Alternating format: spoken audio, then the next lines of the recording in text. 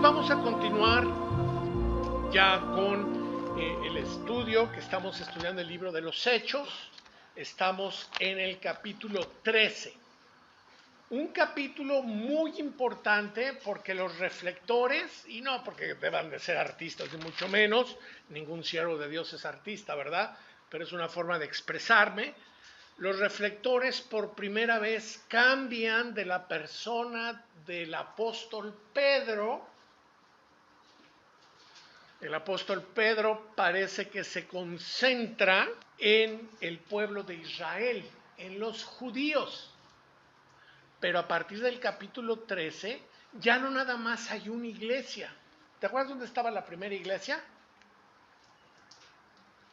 ¿Qué pasó? Regresamos al capítulo 1. No, no es el... ¿Cuál fue la primera iglesia? ¿Dónde estaba ubicada? No, la primera iglesia. Jerusalén. ¿Cómo no supieron? Jerusalén es la primera. Regresamos al capítulo 2, hermanos. La primera iglesia cristiana se da en Jerusalén y el 100% de los cristianos eran judíos. No el 10%, ni el 1%, ni el 90%. El 100% de los cristianos eran judíos. Y se cumplía el plan de Dios de me seréis testigos en Jerusalén, Judea, Samaria y hasta lo último de la tierra. Es muy importante que entiendan, porque si tú no entiendes esta época de transición, que es lo que desafortunadamente está pasando en la Iglesia Universal, vas a confundir por qué pasan ciertas cosas y no pasan ahora, y vas a tener ahí una ensalada doctrinal. Hechos capítulo 2 se convierte en puros judíos. Hechos capítulo 8 llega el evangelio a los samaritanos. Los samaritanos era una mezcla de judíos con gentiles o con gente que no era judía.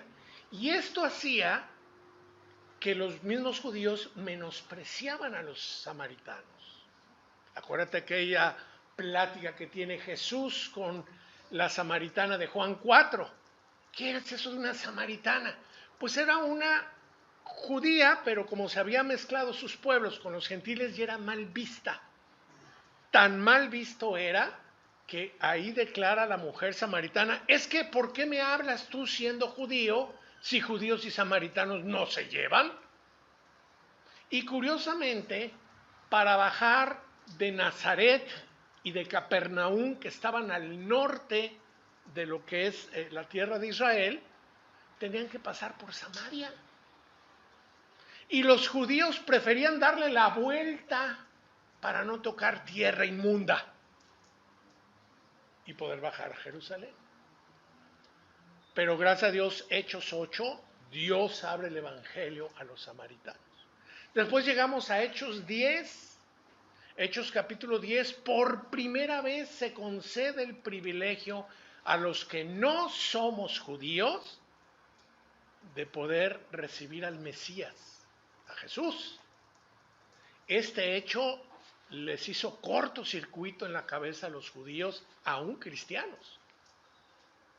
El menosprecio a los gentiles por parte del judío era tan fuerte que se les llamaba perros a nosotros.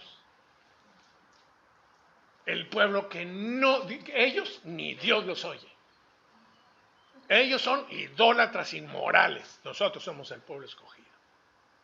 Cuidado cuando el cristiano tiene posturas similares, ¿verdad? Que caiga en esa actitud religiosa, judía, porque no es el plan de Dios. Y lo enseñó el Señor Jesús. Pero en Hechos capítulo 10, están tan sorprendidos que mandan a un personaje llamado Bernabé. Rápidamente, ya me fui a más introducción porque no sabía ni dónde estaba la primera iglesia.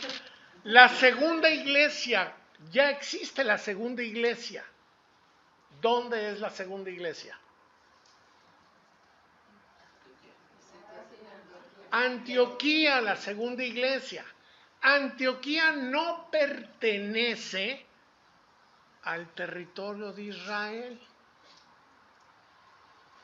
Digo, qué lástima que no traigo algún mapa, pero no pertenece a Antioquía a ningún, no es de Israel Antioquía, para no ir tan lejos. Estaba Jerusalén, Samaria, Capernaum, y bueno, se acababa ya la tierra de Israel. Y más al norte venía Damasco, que es donde nació Pablo, y después venía Antioquía, lo que hoy es Siria y hasta Turquía. Así que ya no estamos hablando, y es la segunda iglesia, ¿de qué crees? De gentiles.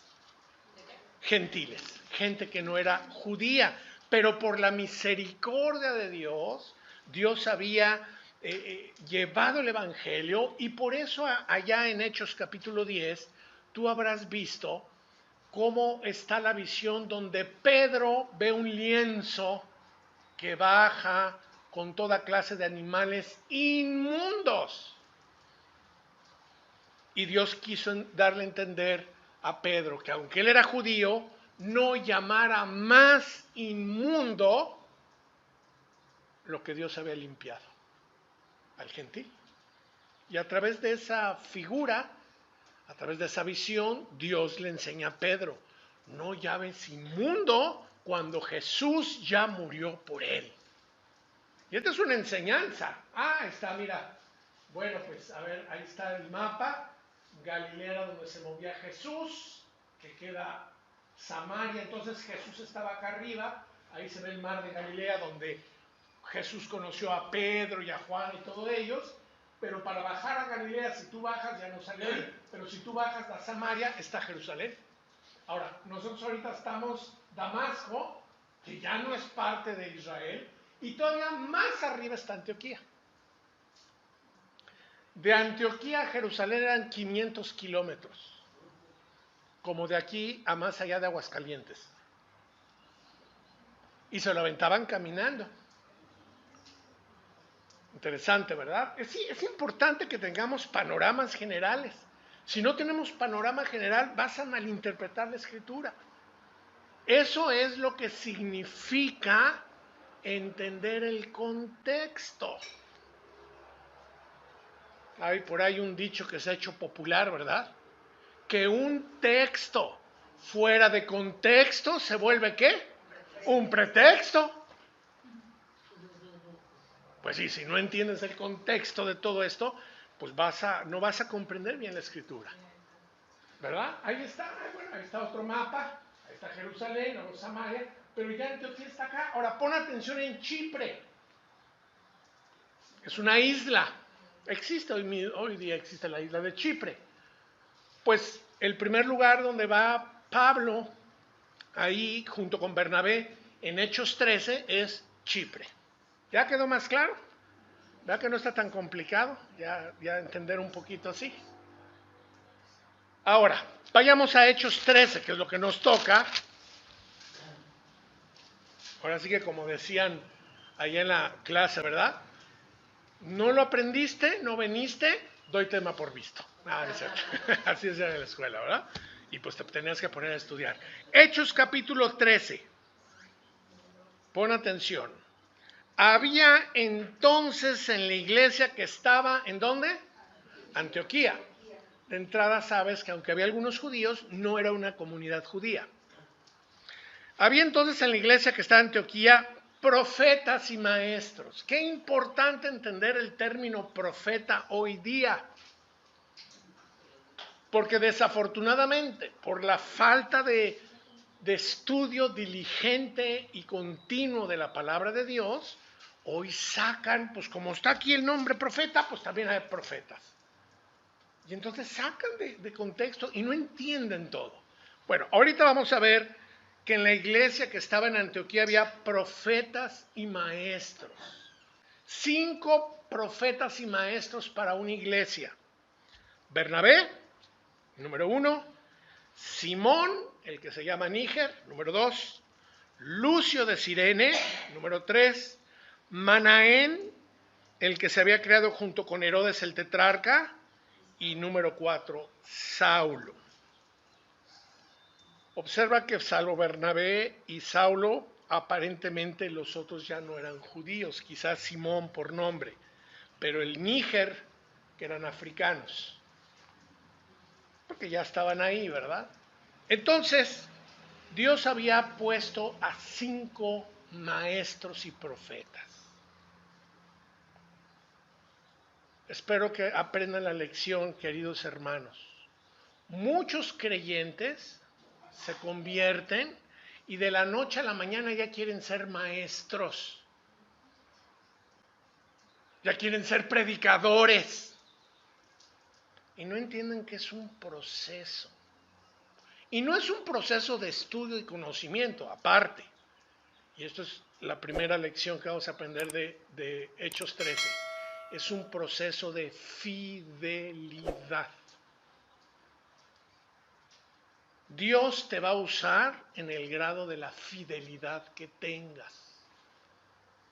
Esto lo podemos ver porque Dios empezó a usar a Bernabé. Fíjate que curiosamente empieza primero llamando a Bernabé y al final a Saulo. Saulo es Pablo, ¿verdad?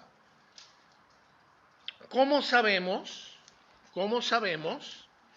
que Bernabé fue un hombre fiel? Cuando la iglesia empezó en Jerusalén, él fue uno de los que vendió su casa para dar de comer a la gente. Acompáñame ahí a Hechos, capítulo 4.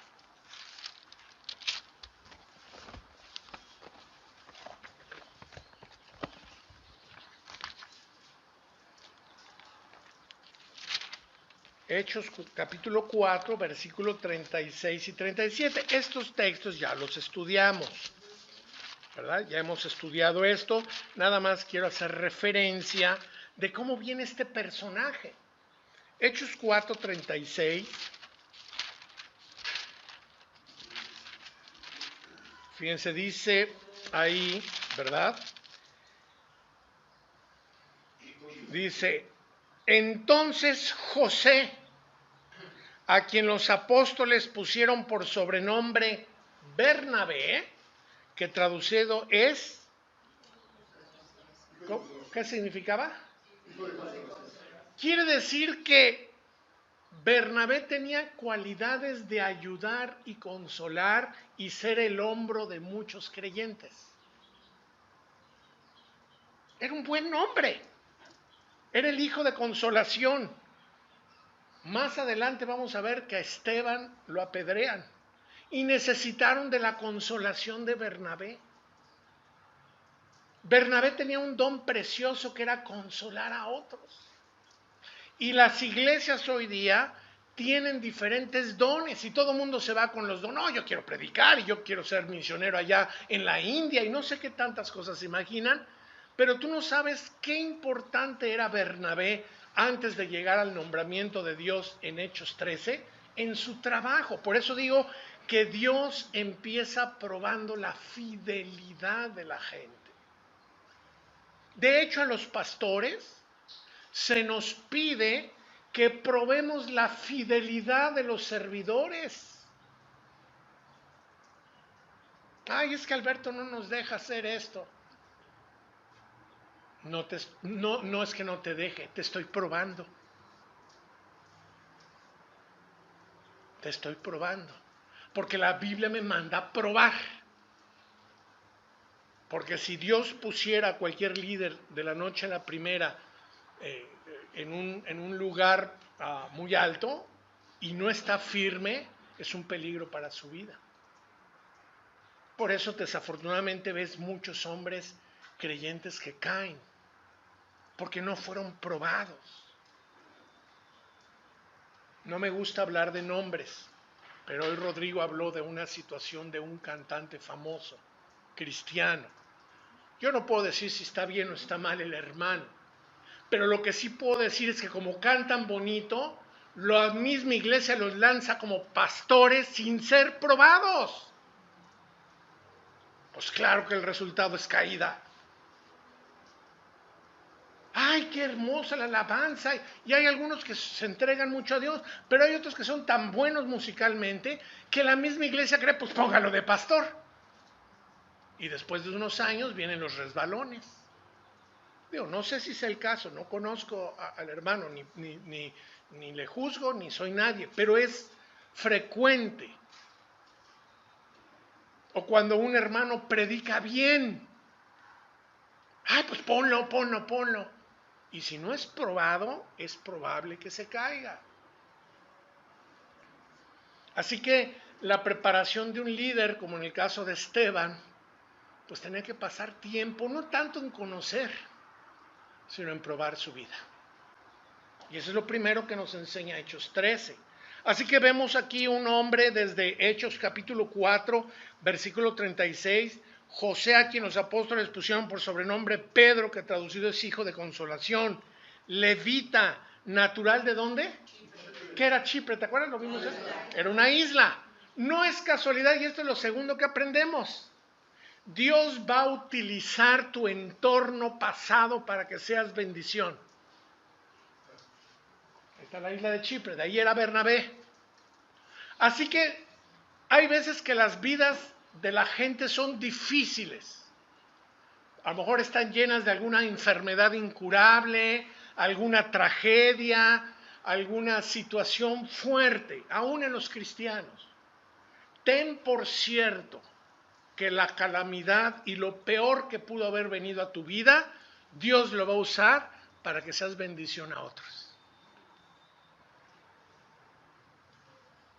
¿Has tenido tú alguna situación difícil en tu vida?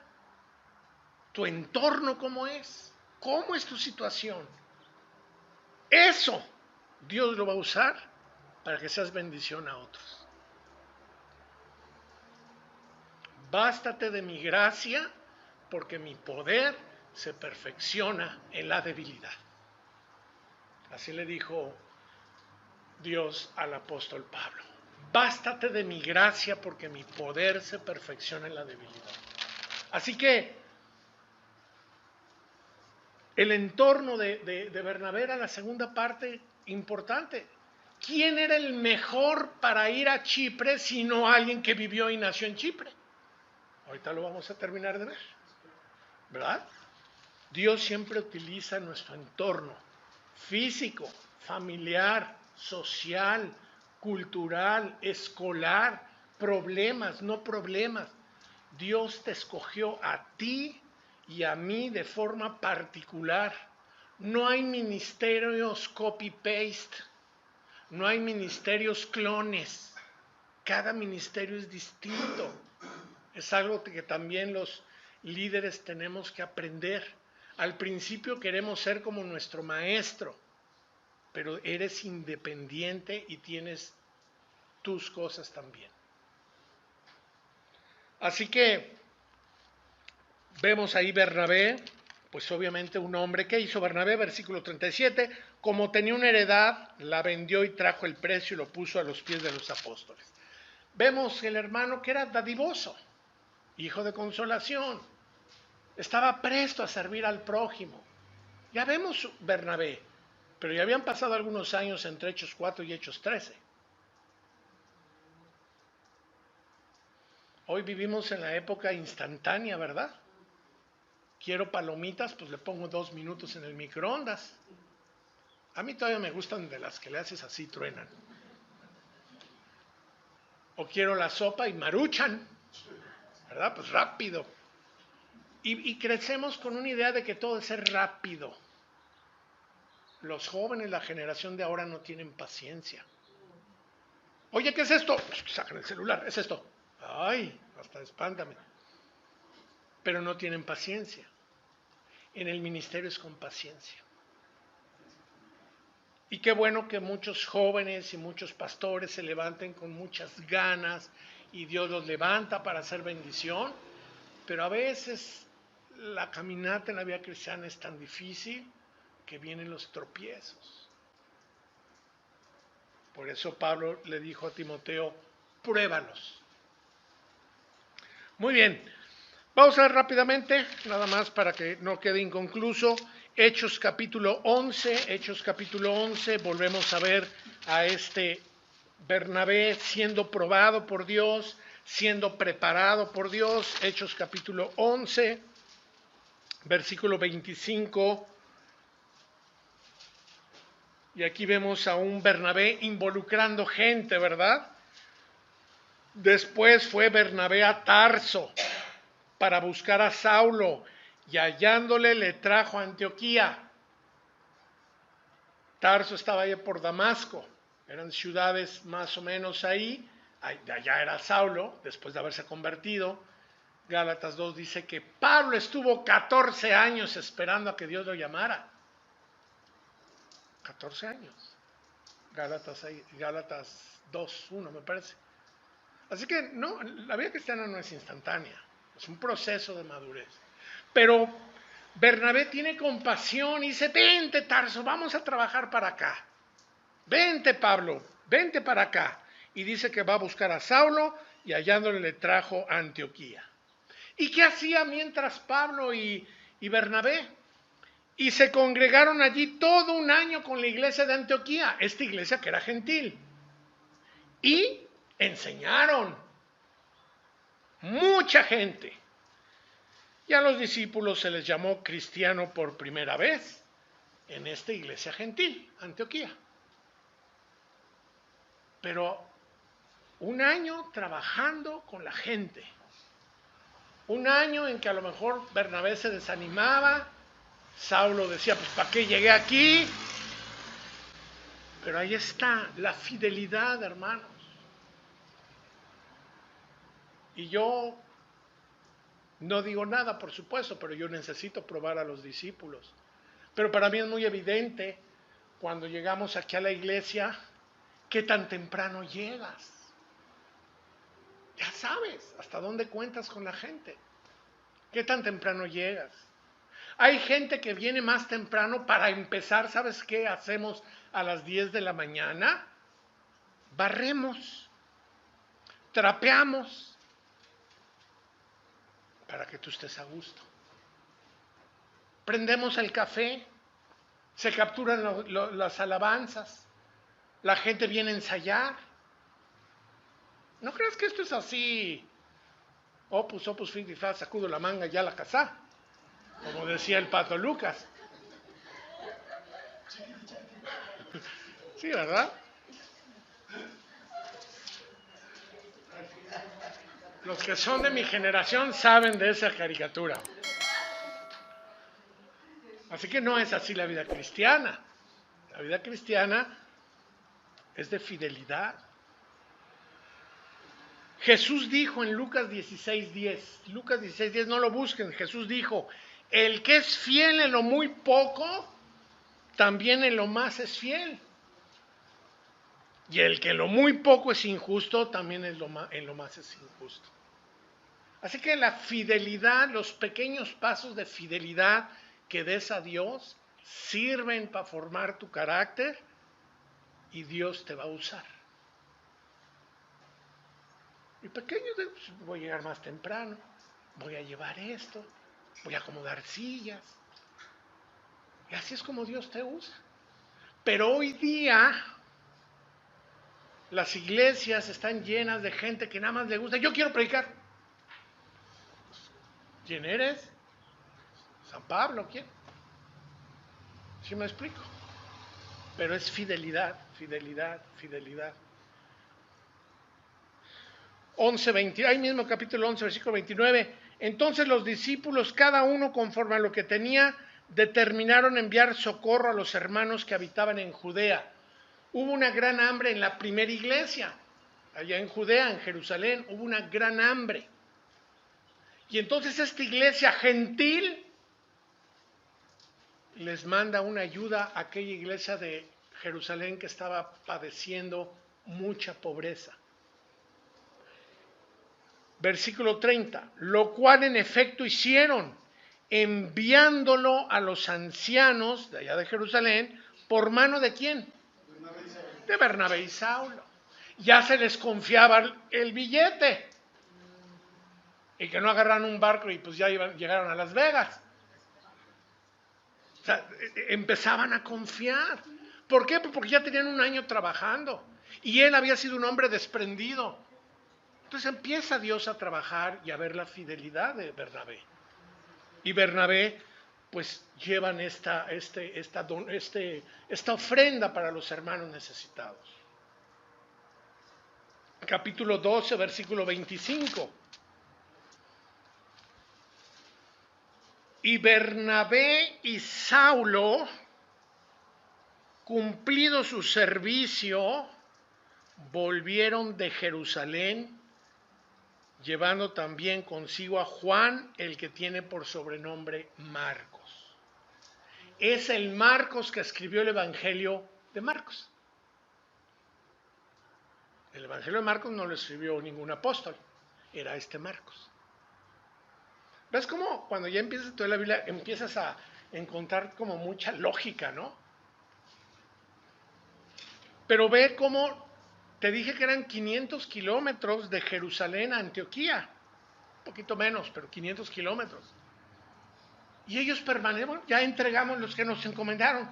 Nos regresamos con fidelidad, cumpliendo lo que se les decía. Ellos podrían haber dicho, ¿y por qué tenemos que regresar a dar cuenta? Pues si nosotros somos, con humildad regresaron a la iglesia. Hermanos en Jesús, la prueba en el ministerio es de las cosas más difíciles de comprender. Como decía un hermano en la fe, que los líderes teníamos que tener cuidado en 3 cosas. ¿Cómo era? Ya no se me olvidó. Decía que teníamos que tener... exactamente. No, era así, no me la supe. No era así. No, era. Bueno, es que así es la idea, pero ahí les va como a mí me lo enseñaron. Los líderes tenían que tener cuidado de la fama, la lana y las damas. ¿Verdad? Eso, pues es que, y si no prueban a los líderes, pues imagínate, a veces por eso la iglesia está como está. Y al rato con mucha tristeza y dolor en el corazón, ay, que este pastor ya cayó en infidelidad, ay, que este pastor se llevó el dinero. Y aquí vemos un Bernabé y un Pablo siendo probados y no eran nuevos en la fe. Ya Pablo tenía por lo menos más de 15 años. 14 más el año, o sea, ya Pablo ya era un creyente y todavía no tenía ministerio. Moisés esperó, nació Moisés y a los 40 años vivió en Egipto, hasta los 40 años. Y él quiere vengar, tú te sabes la historia, quiere vengar a un judío y huye al desierto y se avienta otros 40 años. Como alguien dijo, en la universidad de Dios, en el desierto. ¿Y cuándo empezó el ministerio Moisés? A los 80. Así que, ¿Dios te puede usar todavía? Claro que Dios te puede usar todavía. Moisés tuvo su ministerio de los 80 a los 120 años que Dios lo llamó. Bueno, esa fue pero vemos en la Biblia ese trabajo constante de Dios. Probar, trabajar con la gente. Pero hoy todo el mundo, no, pues yo ya quiero enseñar. Ya, mi predicación que salga en YouTube. Y la hacen así. Pues no. Entonces, bueno. O ya nadie quiere, se desaniman también, no, pues es que a mí no me toman en cuenta, mejor me cambio de iglesia, y cuando llegan a esa iglesia ni los pelan. Perdón. O quieren iglesias donde está todo, eso también es importante, iglesias donde está todo, y ¿para qué vas a una iglesia donde no te van a tomar en cuenta para trabajar? Porque está todo listo. Mejor donde Dios te ponga a trabajar. ¿Sí me explico? Y siempre hay mucho que hacer, hermanos, siempre hay mucho que hacer. Bueno, Hechos capítulo 13, ya no me va a dar tiempo en la otra parte. Había entonces en la iglesia que estaba en Antioquía profetas y maestros: Bernabé, Simón, el que se llama Níger, Lucio de Cirene, Manaén, el que había criado junto a Herodes el tetrarca, y Saulo. Ministrando, la palabra ministrar significa servir, ministrando estos 5 al Señor y ayunando. Esta siguiente palabra es muy importante, porque mucha gente piensa que el Espíritu Santo es como la energía de Dios, como la fuerza de Dios. El Espíritu Santo dice, manda, se entristece. En otras palabras, es una persona. No es ni menos el Espíritu Santo que Dios Padre, ni menos que Jesucristo. Es un solo Dios en 3 personas. Esto es lo que enseña la Escritura. Pero hay gente que, como no se puede imaginar la energía, y hoy le llama todo energía, ¿verdad? Ay, que te mando buena energía, te mando buena vibra. Entonces, no entienden ni qué están diciendo. Les cuesta trabajo entender que el Espíritu Santo es una persona de la Trinidad. Entonces, esta palabra dijo, una energía no dice. Una energía no tiene tristeza. Cuando dice el apóstol Pablo, no contristéis al Espíritu Santo, ¿verdad? Dice que el Espíritu Santo dijo, apartadme a Bernabé y a Saulo para la obra a lo que los he llamado. Así que evidentemente, cuando Bernabé y Saulo fueron llamados, ya traían un proceso de fidelidad, de conocer y de servir. Entonces, habiendo ayunado y orando, les impusieron las manos. ¿Qué es imponer las manos? Porque es que hay tanto mito, tanta fábula, ¿Qué es imponer las manos? Piensan que es echar los rayos como Shazam, no sé, así, ¿no? No, o sea, imponer las manos es señal de autoridad sobre alguien y le bendices. Era una señal de autoridad donde aquí no pasó nada más que ayunaron, le impusieron las manos para que Dios los bendijera en su ministerio. Y les despidieron. Ellos entonces, y otra vez, enviados por el Espíritu Santo. Ahí están esas palabras, esos verbos que nos hablan de que el Espíritu Santo es una persona. Descendieron a Seleucia. Antioquía estaba muy al norte y la ciudad más pegada al mar era Seleucia. Ay, aquí está, qué bueno. Ahí se ve Seleucia. Bueno, abajo. Seleucia es la ciudad pegada al mar. Así que ellos descendieron de Antioquía a Seleucia, se fueron a la orilla del mar, a la ciudad cercana al mar. ¿Para qué? Y de ahí navegaron a Chipre. Pues subieron y luego agarraron un barco y se fueron a la isla.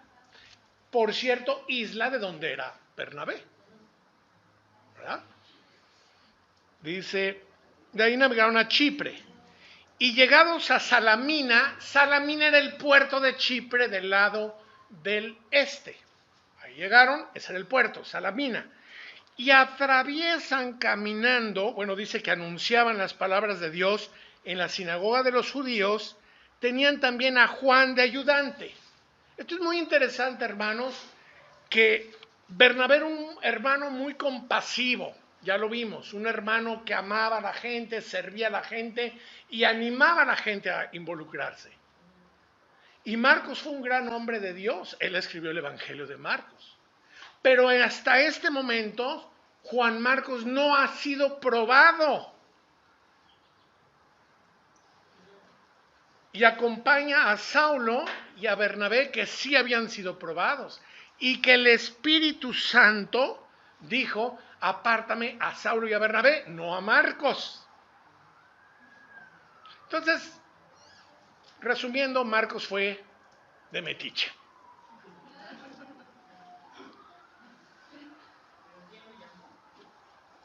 Pues Bernabé, ándale, acompáñanos, vente. Aquí lo dice. Tenía también a Juan de ayudante. Ándale, nos ayudas, te va a gustar y todo eso. Pero el Espíritu de Dios no le había dicho. ¿Cuál fue la consecuencia? No la vamos a ver hoy.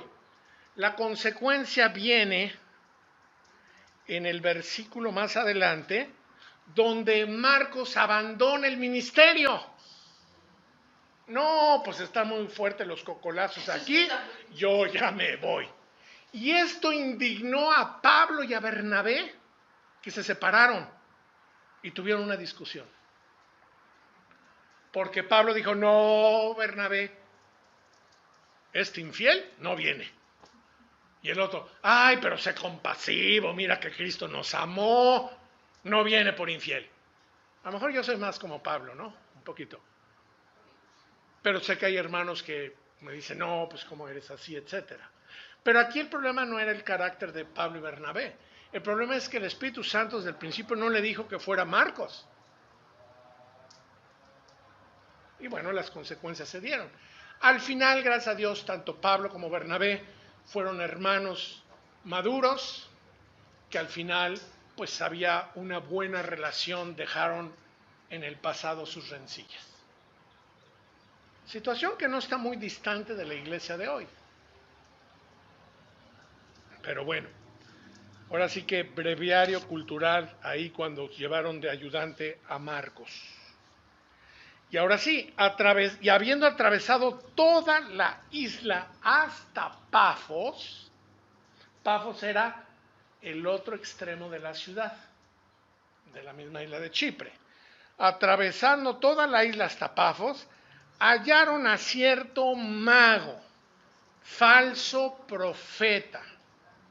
Y bueno, ahí quería empezar mi estudio, pero bueno, me tuve que regresar.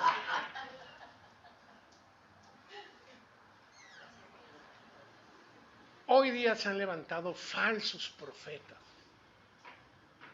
Hemos visto la primera parte, ¿verdad? La primera parte de creyentes que Dios los capacita, se convierten, son probados, trabajan, tienen buen corazón, pues Dios los empieza a llamar. Pero hoy se levantan muchos falsos profetas. El Señor Jesucristo dijo en Mateo 11, vamos a Mateo 11 del 11 al 15, perdón, Mateo 24,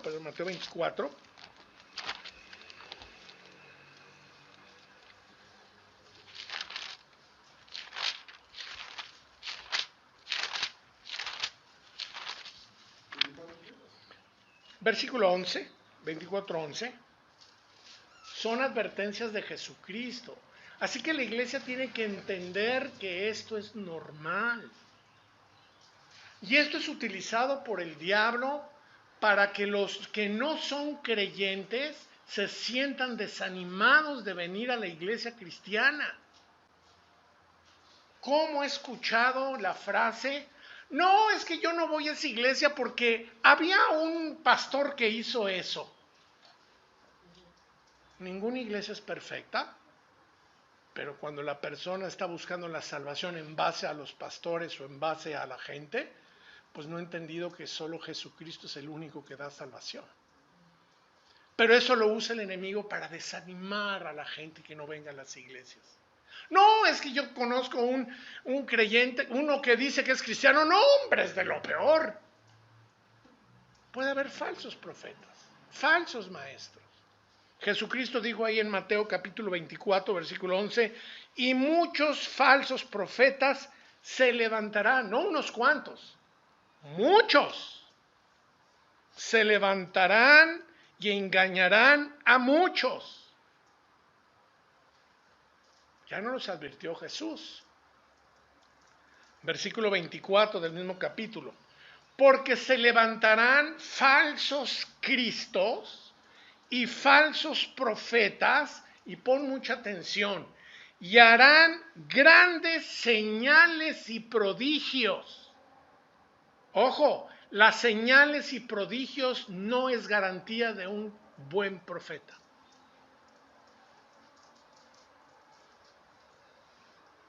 Jesús lo dice. Se levantarán falsos cristos y falsos profetas y harán grandes señales y prodigios, de tal manera que engañarán, si fuere posible, a uno de los escogidos. Así que las señales y los prodigios no son garantía, sino la enseñanza, la vida, el testimonio de la gente.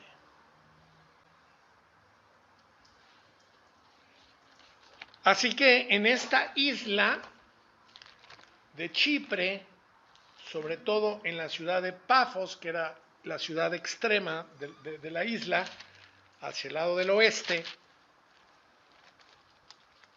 Hechos capítulo 13, dice, ya atravesando toda la isla hasta Pafos hallaron a cierto mago. Pues hacía señales y prodigios mentirosos. Falso profeta.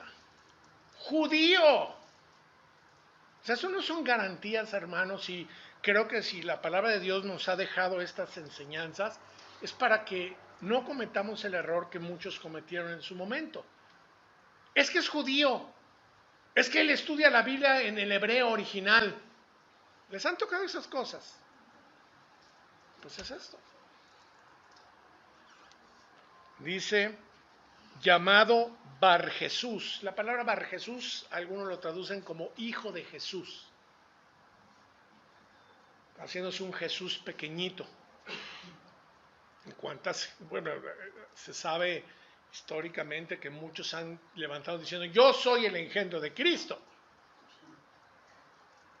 Y tenemos muchos ejemplos en la historia de falsos. Ahora, ¿cuál es el objetivo del falso maestro? Nos lo revela la Escritura en el versículo 7, que estaba con el procónsul Sergio Paulo, era el encargado de la isla, el gobernante de ahí de la isla, tenía que rendir cuentas al Imperio Romano, por supuesto, que estaba con el procónsul Sergio Paulo, varón prudente. Este, llamando a Bernabé y a Saulo, deseaba oír la palabra de Dios. Era un hombre que, pues, yo quiero saber. Pero le resistía Elimas el mago, pues así se traduce su nombre. O sea, era Bar Jesús o Elimas. Elimas. No tiene acento, Elimas. Así que, ¿cuál es el propósito de los falsos profetas? No su profecía. El objetivo diabólico detrás de todo falso profeta es que la gente que se quiera acercar a Dios no la deja. La engaña, la confunde y entonces prefieren no acercarse a Dios.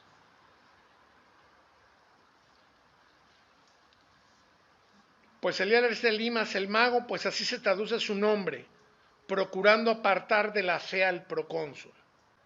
Entonces Saulo, que también es Pablo, lleno del Espíritu Santo, fijando en él los ojos, dijo, vamos a ver las declaraciones de Pablo sobre este.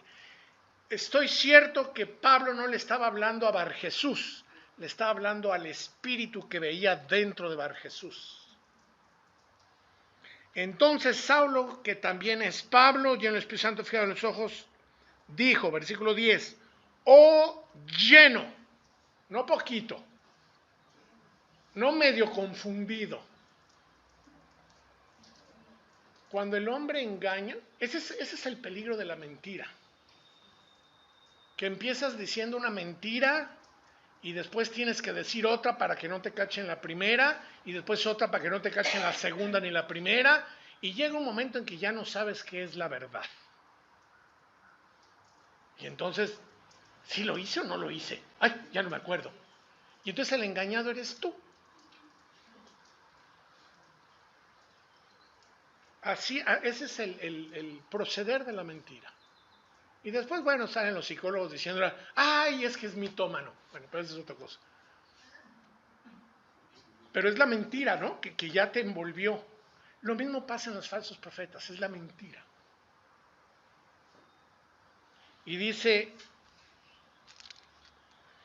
oh, lleno de todo engaño y de toda maldad. Hijo del diablo. Qué fuerte, ¿no? Y es que es obvio porque a la luz de la Biblia o hay hijos de Dios o hay hijos del maligno. No hay más. No hay puntos intermedios. O eres hijo de Dios porque creíste en el Evangelio de su Hijo Jesucristo y Él te dio el espíritu de adopción por el cual clamas Abba Padre. O eres hijo del diablo, el espíritu que ahora opera, dice la Biblia. Jesús utilizó el término a los religiosos. Vosotros sois de vuestro padre el diablo. Así que lo que estaba diciendo Pablo no era de sorprender, era lo que era. Y dice, hijo del diablo, enemigo de toda justicia. Imagínate, al final todo falso profeta está tratando de que no venga la justicia a la gente.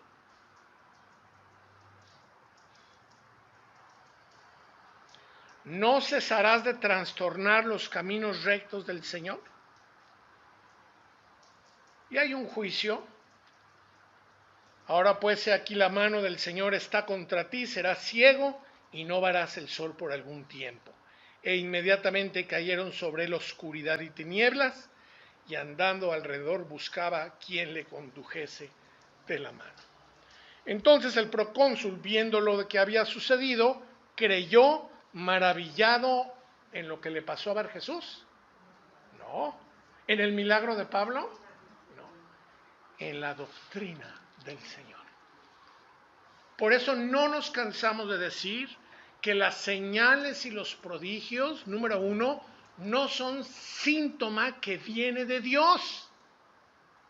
No significa que viene de Dios todo lo sobrenatural, porque el diablo hace cosas sobrenaturales. Vete a Catemaco y verás si no pasan cosas sobrenaturales por un brujo, por un mago. Así que no todo lo que es sobrenatural viene de Dios. Ya lo vimos también en Jesucristo.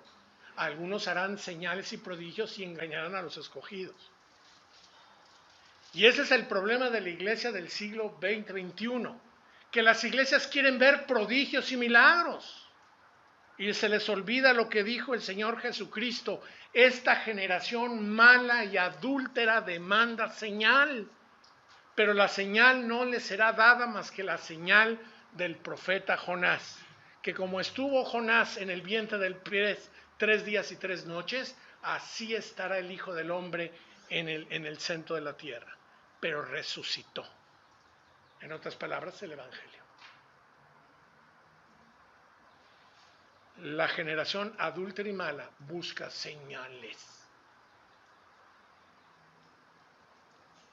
¿Dios puede hacer cosas? Sí, no dudamos. Pero cuando la gente, mira, vamos a esa iglesia que sanan. La siguiente pregunta es, ¿de dónde viene esa sanidad? Si viene de Dios, qué bueno. Pero el diablo puede sanar. Y no me gusta hablar de iglesias, por supuesto, no es correcto. Y menos ahora que estoy siendo vigilado por el YouTube, ¿verdad? Pero no me gusta hablar de gente, no, creo que no es correcto. Pero, pues tú ves cómo está la gente ahora. Y el procónsul, este hombre que andaba buscando, quedó maravillado de la doctrina, de la enseñanza, del mensaje. ¿Qué es lo que está buscando el mundo?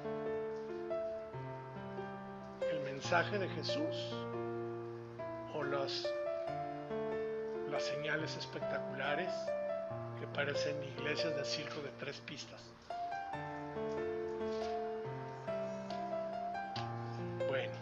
pues vamos a dejarle aquí.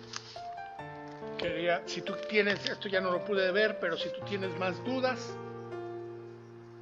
dice la Biblia en 2 de Pedro capítulo 2, pero tenemos la palabra profética más segura. Así que es su palabra lo que tienes que confiar. El hombre nos equivocamos, tú tienes que confiar en la palabra de Dios. Aún lo que enseñamos desde este lugar, tienes que checarlo en la palabra de Dios. Porque la palabra de Dios no se equivoca. Vamos a orar. Padre, te damos gracias en esta tarde por tu palabra. Gracias, Señor, por advertirnos. Gracias por la fidelidad de Bernabé y de Saulo y que no se desanimaron, sino siguieron firmes, creciendo, Señor. Hoy te pedimos que podamos seguir creciendo, siendo fieles a ti, porque el que es fiel en lo poco es fiel en lo mucho. Gracias, Dios, porque tenemos tu palabra, la palabra profética más segura, la cual es una antorcha en lugar oscuro. Te pedimos, Dios, que nos des comprensión de tu palabra, que guardes nuestro corazón de la soberbia y que tengamos compasión de las personas que no te conocen o que están engañadas, para que traigas luz a sus vidas. En el nombre de Jesús. Amén. Bueno, pues muchas gracias.